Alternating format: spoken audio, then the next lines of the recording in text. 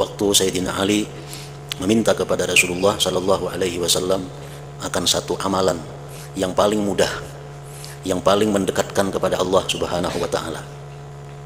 Nabi kita mengajarkan kepada Sayyidina Ali adalah kalimat baca oleh Nabi 3 kali, dan Sayyidina Ali pun disuruh sesudah itu mengata 3 kali.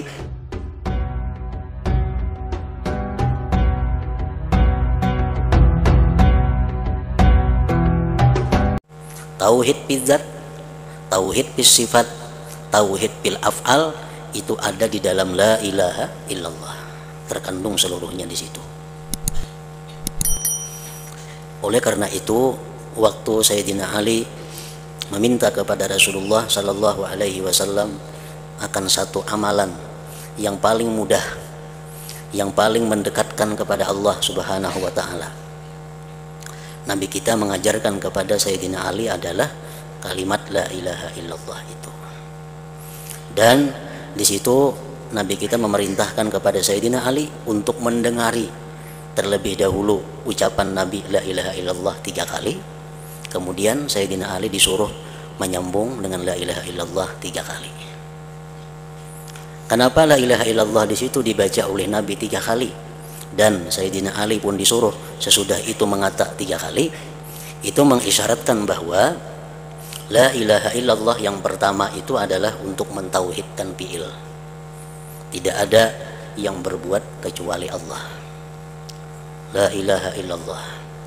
Kemudian yang kedua, Nabi kita mengucapkan la ilaha illallah itu menunjukkan tauhid sifat. Tidak ada yang bersifat kecuali Allah Subhanahu wa Ta'ala. Nah, yang ketiga, la ilaha illallah itu menunjukkan tauhid bidzat. Tidak ada yang mawujud selain daripada zat Allah Subhanahu wa Ta'ala. Nah, jadi dalam la ilaha illallah itu sudah terkandung 3 daripada macam-macam tauhid tadi.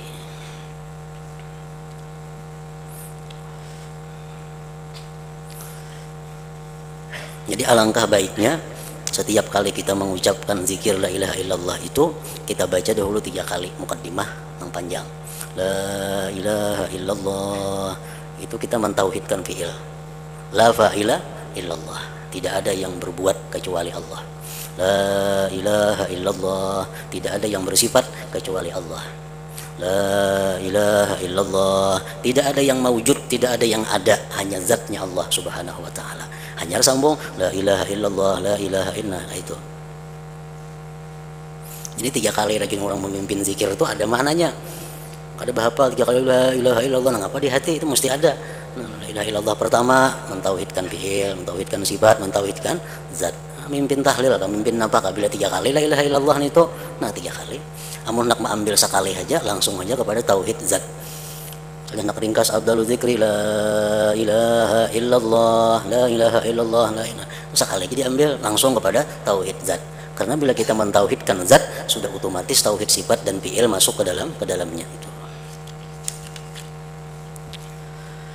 Wa qad ahsanal Baihaqi bayana dzalik fi kitabihil asma was sifat fi man qalahu an Abi Abdillah Al-Halimi. Sungguh membaguskan oleh Imam Baihaqi akan keterangan demikian dalam kitabnya Al-Asma wa Sifat pada sesuatu yang beliau nukil daripada Abi Abdillah Al-Halimi. Amma wahdaniyatuhu bidatihi subhanahu, adapun asaknya Allah pada zat Allah Ta'ala itu asak pada zat. Pamaknaha artinya anna zatahul aliyyata, bahwa zat Allah yang maha tinggi la tatarakkabu min ajza'in maddiyatin wala aqliyatin wala min usulin ghairi maddiyatin. Bahwa zat Allah yang maha tinggi itu tidak tersusun daripada bagian-bagian materi. Kayak kita kan tersusun daripada tulang, daging, kulit, macam-macam di awak kita ini tersusun. Nah, Allah maha suci daripada tersusun zatnya dari yang demikian itu. Wala aqliyatin, dan tidak pula tersusun daripada juzu-juzu yang dinisbatkan kepada akal. Dan tidak pula tersusun dari usul-usul yang bukan materi. Nah, jadi zat Allah itu kada tersusun daripada materi dan tidak tersusun dari usul-usul yang bukan materi, dan tidak tersusun daripada juzuk-juzuk akliyah. Karenanya zat Allah itu berbeda dengan zat selainnya. Fala tahumu haula himaha, maka tidak berputar di sekitar pagarnya itu zat Allah, al-makadiru, kadar-kadar, wal misahatu, ukuran-ukuran, wal askalu, bentuk-bentuk, wa nahwuha, dan seumpamanya. Oleh karena itu zat Allah kadang-kala diukur, kadang-kala dibentuk, kadang-kala dikira, karena kadang tersusun daripada materi, kadang tersusun daripada benda-benda. Nah, itu artinya mentauhidkan zat Allah Subhanahu wa ta'ala. Lebih rinci lagi oleh ulama tauhid disebutkan itu nang muttasil ngarannya. Kalau nang munfasil itu artinya adalah maha suci, bahwa zat Allah itu ditandingi oleh ada zat yang lain selain dia. Nah, itu nang munfasil. Zat Allah maha suci tersusun daripada sesuatu sehingga tidak bisa dikira, diukur, dibentuk. Waqad barhanahul Quran, sungguh mendalilkan akan demikian oleh Al-Quran, bibayani anna lahu subhanahu, dengan keterangan bahwa bagi Allah al-ghinal akmala, kekayaan yang sangat sempurna, wa wujubal wujud, dan wajib adanya. Arti wajib ada adalah akal kita menolak kalau Allah itu tidak ada. Akal menolak kalau dikatakan Allah itu tidak ada. Oleh karena itu Allah itu wajib adanya. Wattarakkubu bidzati wattisafuha bil miqdari wala wazimihi yastalzimanil hajata ilal ghairi wal ibtiqara ila siwa wa yunafiyani wujubal wujud wa yaqtadiyanil ittisafa bil imkan. Tersusun pada zat, misalnya zat Allah itu tersusun dari berbagai macam benda, berbagai macam materi, dan bersifatnya itu zat dengan kadar, panjang sekian, lebar sekian, berat sekian, wala wazimihi, dan yang melaziminya miqdar, menuntut lazim keduanya itu akan berhajat kepada orang lain, wal ibtiqara ila siwa, sama aja artinya. Kalau zat Allah itu tersusun dan bersifat dengan ukuran, maka itu Allah berhajat kepada orang lain nang menyusun. Maulah benda tersusun sendirinya, kada mau. Pasti ada nang menyusun. Nah, kalau zat Allah itu tersusun daripada benda-benda, berarti ada yang menyusun. Lalu Allah berhajat kepada orang itu. Dan itu bernapi-napian, menafikan keduanya akan wajib ada. Kalau Allah itu berhajat kepada orang lain, berarti adanya Allah itu kada wajib. Dan menuntut keduanya akan bersifat dengan mungkin. Berarti adanya Allah itu mungkin saja, seperti adanya manusia. Adanya manusia itu mungkin, sedangkan adanya Allah wajib. Artinya apa? Manusia ini bisa ada, bisa kada ada. Sah-sah aja, boleh-boleh aja kita nih anak ada, karena ditiadakan, karena jadi soal, karena kita imkanul wujud, kita ini mungkin aja ada, sedangkan Allah tuh wajibul wujud, pasti ada. Nah, kalau Allah itu zatnya tersusun dari benda-benda, maka keberadaan Allah itu mungkin, karena ada wajib ngarannya. Ta'ala Allah an dzalik, maha tinggi Tuhan dari yang demikian, kullihi seluruhnya, uluwan kabira. Bahwa Allah wajibul wujud, wajib adanya. Wa huwa Allah al-awwalu al-wal akhiru wa huwa al-ghaniyyu al-hamidu. Allah maha awal, Allah maha akhir, Allah maha kidam, maha baka, dan maha kaya terpuji. Nah, itulah pengertian asaknya Allah pada zat tadi. Wa amma innahu wahidun fi sifat, adapun bahwa Allah Ta'ala itu asa pada sifat, bahwa annahu subhanahu, maka bahwa adalah Allah, la saniya lahu, tidak ada dua baginya, fi wujubil wujud, pada wajib ada. Tidak ada yang wajib ada, itu hanya Allah. Nah, itu mentauhidkan sifat. Tidak ada yang wajib ada, hanya Allah. Tidak ada duanya. wa ma yastalzimuhu minal kamalatil ulya, dan sesuatu yang melazimi dia akan Allah dari kesempurnaan yang tinggi, al-la'iqati yang layak, bimartabati wujudihil a'la, dengan martabat keberadaannya yang maha tinggi, minal hayat wal ilmi wal iradati wal qudrati, itu hanya punya Allah subhanahu wa ta'ala. Tidak ada orang yang hidup, hanya Allah. Tidak ada orang yang berilmu, hanya Allah. Tidak ada yang bersifat berkehendak, hanya Allah. Tidak ada yang bersifat kuasa, hanya Allah, sampai seterusnya. Nah, itu mentauhidkan sifat Allah namanya. Wa idza qad sabatat wahdaniyatuhu bima dzukira, apabila sudah sabit esanya Allah pada yang disebutkan tadi, lazima annahu, lazimlah bahwasanya la khaliqa siwahu, tidak ada yang mencipta selain dia, wala rabba ghairuhu, dan tidak ada Tuhan selain Allah subhanahu wa ta'ala.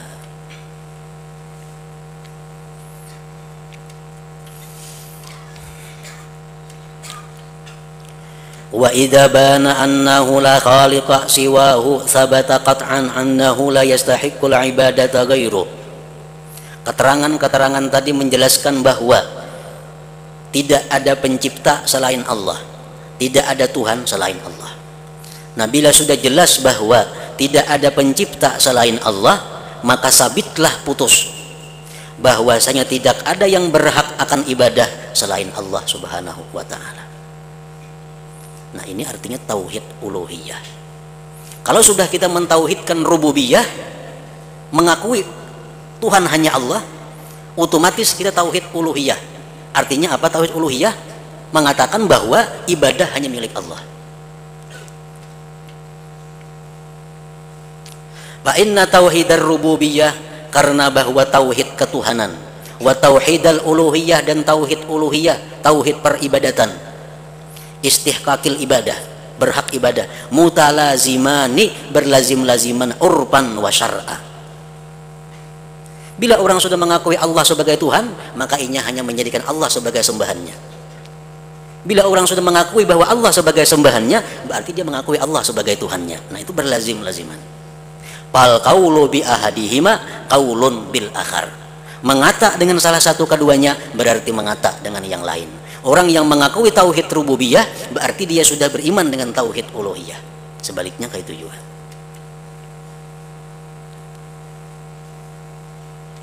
Wal isyraku bi ahadihima isyrakun bil akhar.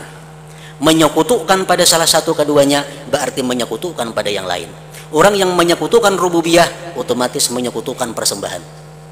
Orang yang mengutukan persembahan berarti menyekutukan ketuhanan. Wal isyrak bi ahadihima isyrakun bil akhar.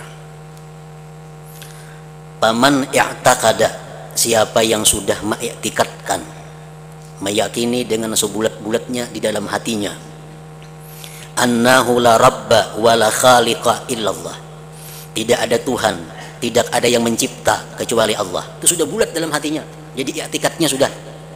Nah, orang yang demikian lam yara mustahikan lil ibadah, dia tidak melihat akan orang yang berhak untuk disembah illa huwa, melainkan Allah. Wa man i'taqada annahu la yastahiqqul ibadata ghairuhu, orang yang mengiktikadkan bahwa tidak ada yang berhak disembah selain Allah, kana dzalika binaan minhu, yang demikian adalah membina daripadanya, ala annahu la rabba illa huwa. Orang yang sudah mengiktikadkan bahwa tidak ada yang berhak disembah selain Allah, berarti dia mengiktikadkan tidak ada Tuhan selain Allah.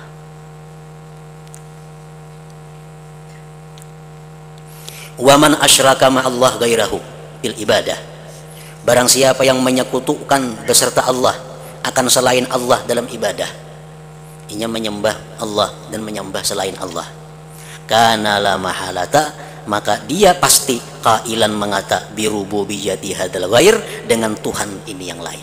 Berarti dua tuh Tuhannya. Hadza ma la yu'rafu bin nasiwahu, ini keterangan yang tidak dikenal pada manusia selain keterangan ini. Ini keterangan yang sudah jelas. Orang yang menyembah Allah berarti menuhankan Allah. Orang yang hanya menuhankan Allah berarti dia hanya menyembah kepada Allah. Fa inna man la tu'taqadu lahu rububiyyatun istahala ayyuttakhadha ma'buda. Fa inna man la tu'taqadu lahu rububiyyatun, bahwa orang yang tidak diiktikadkan baginya ketuhanan. Ada orang tuh nang kada kita akui Tuhan. Orang tuh kada kita akui Tuhan. Mustahil bahwa dijadikan itu orang sembahan. Itu sudah jelas. Kalau kita kada mengakui orang itu sebagai Tuhan, kita kada menyembahnya. Istahala ayyuttakhadha ma'buda. Walihadza, oleh karena ini, tajidul anbiya alaihimus salatu wassalam, kamu dapati para nabi, waman arsalahum jalla jalaluh, dan para rasul, yaktafun, mereka cukup biddakwah, pada berdakwah, ila tauhid, kepada mentauhidkan, bi ahadihima, dengan salah satu keduanya. Para rasul itu mereka cukup mengajak manusia untuk mengesahkan Allah, walaupun mereka kada langsung mengajak mereka untuk menyembah Allah, karena itu sudah otomatis. Bila orang menuhankan Allah, berarti dia menyembah Allah. Wa yad'una kullan minhuma mawdi'al akhar, dan mereka meletakkan tiap-tiap daripada keduanya pada tempat yang lain. Ada rasul yang hanya mengajak manusia untuk menyembah Allah, tanpa mengajak mereka untuk mentauhidkan Allah. Sama aja. Bila mereka mengajak menyembah Allah, berarti mengajak mentauhidkan Allah. Itu sudah otomatis. Iktifaan, karena mencukupkan, bisyiddatit talazum, dengan bersangatan melazimi, bainahuma, antara keduanya, fil uqul, pada akal. Wa annal qaula bitauhidir rububiyyah huwa iqrarun bitauhidil uluhiyah, bahwa mengata dengan mentauhidkan Tuhan berarti mengakui dengan mentauhidkan yang disembah. Wabil aksi, sebaliknya sama kayak itu juga. Misalnya, siapa Tuhan kamu? Marabbuka, siapa Tuhan kamu? Allah. Siapa Tuhan? Marabbuka. Ini berarti tauhid rububiyah. Tapi kalau ibaratnya man ta'budu, siapa yang kamu sembah? Nah, ini tauhid ilahiyah, uluhiyah. Man ta'budu, siapa yang kamu sembah? Ya Allah juga. Jadi antara uluhiyah lawan rububiyah sama, itu berlazim-laziman. Wa ilaikal bayyinat, dan kami uraikan kepada engkau al-bayyinat, keterangan-keterangan minal Qur'an wa sunnah. Qala ta'ala, wa id akhadha rabbuka min bani adama min zuhurihim dzurriyyatahum wa ashhadahum ala anfusihim. Ingatlah ketika Tuhanmu mengambil perjanjian dari manusia, dari belakang mereka itu akan zuriat mereka, dan Allah mempersaksikan kepada mereka atas diri mereka. Pamadza kanat sigatul ahdi binasil Qur'an, maka apakah adalah sigat perjanjian itu dengan nas Al-Qur'an? Apa yang dijanjikan Allah kepada manusia waktu mereka berada di alam arwah? Hakaza, seperti ini, alastu birabbikum, adakah aku ini Tuhan kalian? Jadi Allah menggunakan kalimat sigat birabbikum. Nah, ini apa artinya? Adalah tauhid rububiyah. Adakah aku ini bukan Tuhan kamu? Walam yakul, Allah kadang-kadang mengata bi ilahikum, karena ilahikum itu artinya adalah ma'budikum. Allah hanya mengata apakah aku ini bukan Tuhan kamu. Allah tidak mengata apakah aku ini bukan yang disembah kamu, karena sama aja keduanya itu. Antara ilah lawan rabbikum itu walaupun berbeda lafaznya, berbeda artinya, tapi makna tujuannya sama. Wa ja'alahu subhanahu hujjatan, Allah jadikan ini perjanjian tadi hujjah ala man asyraku bihi, atas orang-orang yang menyekutukan dengan Allah bila ibadah, pada ibadah. Haitsu qala antaqulu yaumal qiyamah, bahwa kalian mengata di hari kiamat, inna kunna an hadza ghafilin, sesungguhnya kami daripada ini lupa. Ya Tuhan, kita di hari kiamat, kenapa engkau menyembah berhala? Maka di alam arwah kamu sudah berjanji lawan aku, menjadikan aku ini Tuhan satu-satunya. Nyatanya dalam dunia kalian kenapa menyembah patung dan sebagainya? Mereka menjawab, inna kunna an hadza ghafilin, kami kada ingat lagi perjanjian dahulu itu. Atau taqulu, kalian mengata, innama asyraka abauna min qablu, hanya saja yang menyekutukan itu adalah nenek moyang kami sebelumnya. Nah, alaisa hadza sarihan, adakah tidak ini jelas Fi anna akhzal ahdi, bahwasanya mengambil perjanjian, bitauhidir rububiyah, dengan mentauhidkan rububiyah ketuhanan, huwa akhzun lil ahdi, ialah mengambil perjanjian, bitauhidil ibadah, dengan mentauhidkan ibadah atau uluhiyah.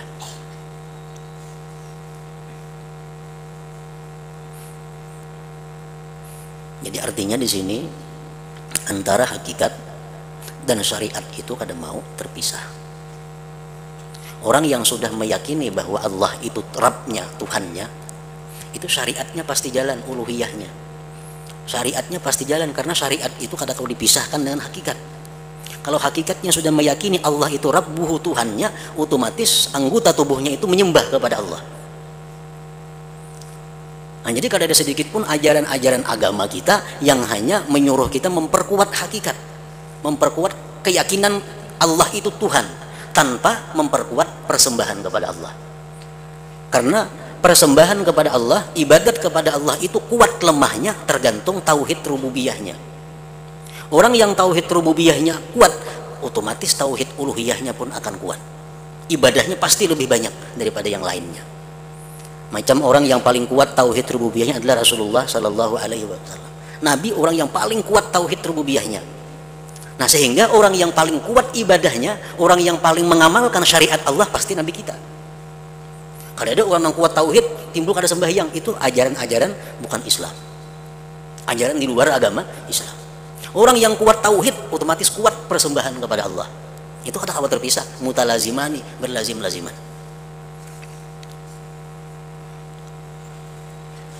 Hadza ma la khilafa fihi, ini sesuatu yang tidak ada khilaf bainal ulama, antara ulama. Ulama sepakat itu. Kalau orang tauhidnya itu sudah rububiyah, otomatis uluhiyahnya pun tauhid. Orang yang tauhid rububiyahnya kuat, uluhiyahnya pun kuat. Tidak ada khilaf antara ulama. Ulama nang mana aja mengatakan demikian. Min zamanis sahabat, sejak masa zaman sahabat Nabi, ila ahdina hadza, sampai masa kita sekarang.